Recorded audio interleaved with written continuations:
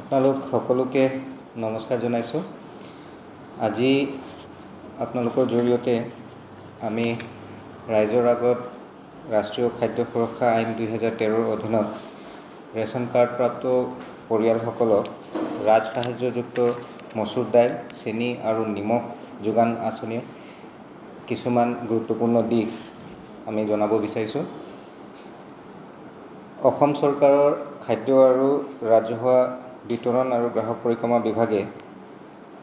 বৰ্তমান খাদ্য সুৰক্ষা আইনৰ অধীনত বিনামূলীয়াকৈ চাউল প্ৰদান কৰি আছে আৰু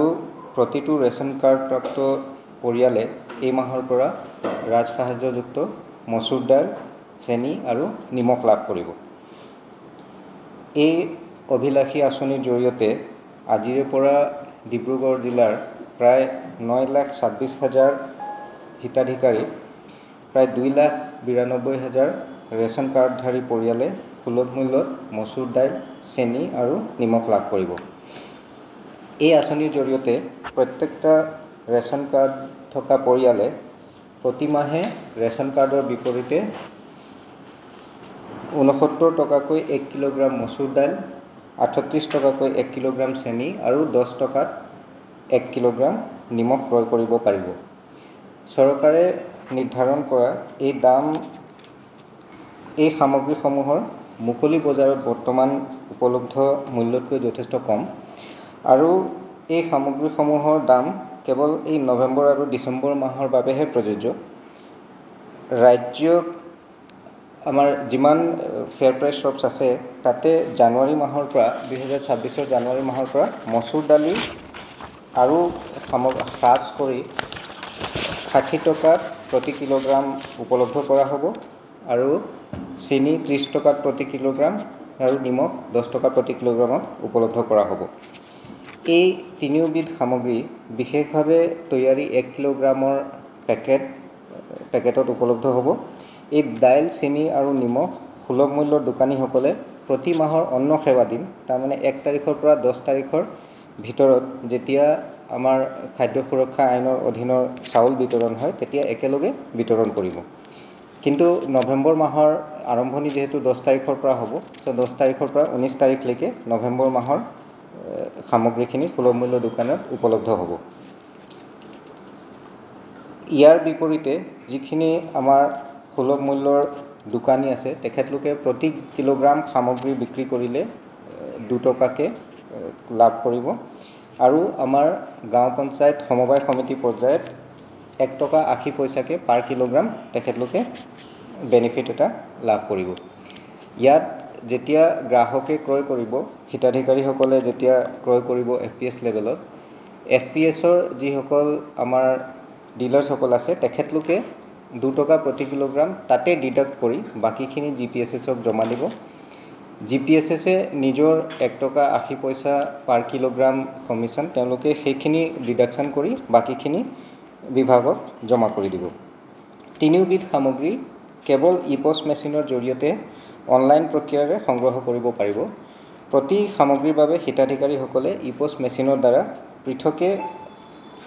বায়'মেট্ৰিক প্ৰমাণীকৰণ কৰিব লাগিব। তাৰমানে যদি কোনোবাই অকল মচুৰ দালি আৰু চেনি ল'ব বিচাৰে তেখেতে দুবাৰ কৰিব লাগিব। কোনোবাই যদি মচুৰ দালি, চেনি আৰু নিমখ 3 প্ৰকাৰৰ গোটেইখিনি সামগ্ৰী যদি ল'ব বিচাৰে তেখেতে 3 বাৰ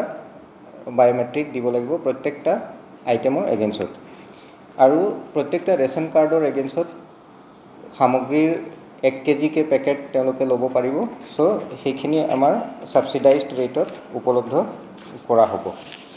আমাৰ পাৰ্পাছটো হ'ল যে food security two nutritional assurance, মানে খাদ্য সুৰক্ষাৰ পৰা পৰিপুষ্টিৰ নিশ্চিতিলৈকে আমি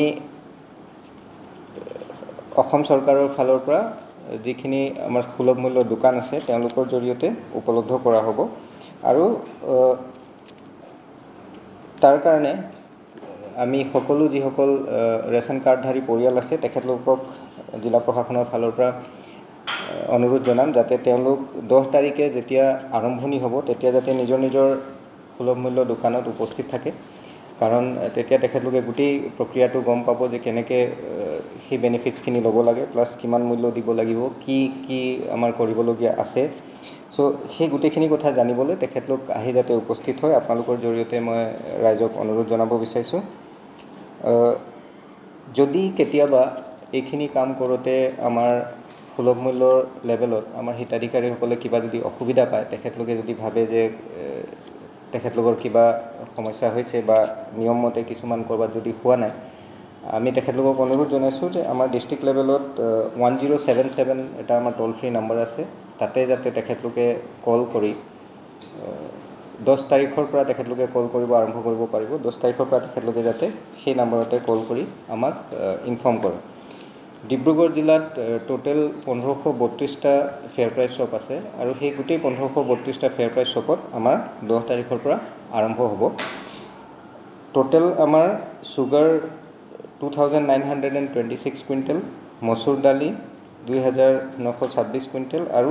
চেনি 2926 কুইণ্টেল চ' সেই গোটেইখিনি সামগ্ৰী আমি এতিয়ালৈ লাভ কৰিছোঁ আৰু FPS পৰ্যায়লৈকে পঠিয়াই দিয়া হৈছে তেওঁলোকে 10 তাৰিখৰ পৰা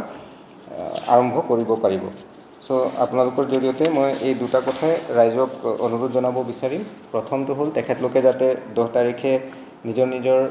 সুলভ মূল্য দোকানত উপস্থিত হয় গোটেইখিনি কথা বুজি লয় যে তেখেতলোকে কেনেকৈ এই বেনিফিটছখিনি লাভ কৰিব পাৰিব দ্বিতীয়তে যদি কিবা তেখেতলোকে অসুবিধা পায় আৰু ভাবে যে কিবা গ্ৰিভেন্স হৈছে যিটো যেনেকৈ হ'ব লাগিছিল হোৱা নাই তেখেতলোকে আমাৰ টোল ফ্ৰী নম্বৰত যাতে আমাক জনায় চ' আমি তাৰ কাৰণে যেতিয়া ব্যৱস্থা ল'ব পাৰিম বেছিক ইম্পৰ্টেণ্ট পইণ্ট আমাৰ কাৰণে হ'ল খাদ্য সুৰক্ষা আঁচনিৰ অধীনত যিখিনি চাউল বেনিফিচিয়াৰী পায় অকল তেখেতলোকে কিনিব পাৰিব প্ৰত্যেকটা ৰেচন কাৰ্ডৰ এগেইনষ্টত 1 কেজিকে মচুৰ দালি চেনি আৰু নিমখ তেখেতলোকে ক্ৰয় কৰিব পাৰিব আৰু বজাৰতকৈ কম মূল্যত ক্ৰয় কৰিব পাৰিব চ' এইখিনিয়ে কথা